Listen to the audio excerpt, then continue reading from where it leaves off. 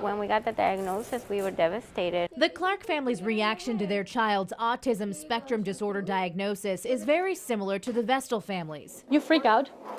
You freak out. But the therapy given to each of their children is very different. Josiah, thank you for looking at me. Both incorporate play and parent interaction, but the techniques have separate foundations.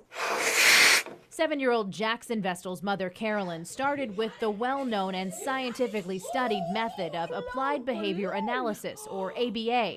It focuses on rewarding good behavior. We tried ABA for 4 years, and I'm not saying it didn't help. It did help to a certain point, and then we got stuck. Then she found the Sunrise program, a more alternative approach to therapy. It sees autism as a social relational disorder rather than behavioral. It focuses on joining autistic children in their repetitive behavior, letting the children be who they are, and hoping more natural social interaction follows. Okay, I'll follow you. Just by stopping the previous therapy, his scores just went off the roof. All of a sudden, we have the spontaneous eye contact. Something they hadn't seen before. Then there's 2-year-old Josiah Clark, whose parents chose the Early Start Denver model, which fuses together a few different therapy models, including ABA. After 3 months, it was the biggest difference, where he went from about 6 words in the beginning to over 70 words.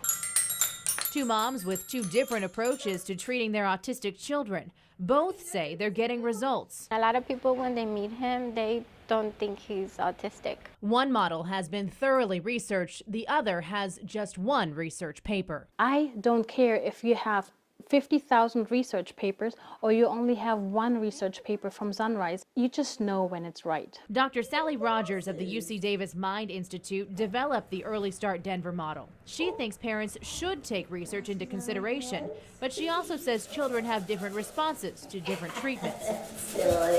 It's not just science, it's also, this is a child of these parents in this family, and what seems right to them, what's going to fit their family style.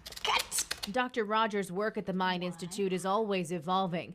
They're currently studying whether autistic children can benefit from a diet of primarily home-based therapy given by the parents who are taught the methods. Mama, have a turn?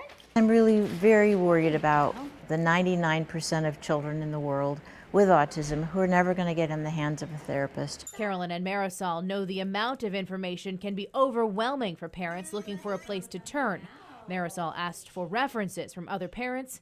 Carolyn says you also can't ignore your own instincts. If you have the gut feeling that Sunrise is the way, or if you have a gut feeling that ABA is the way, you go for it.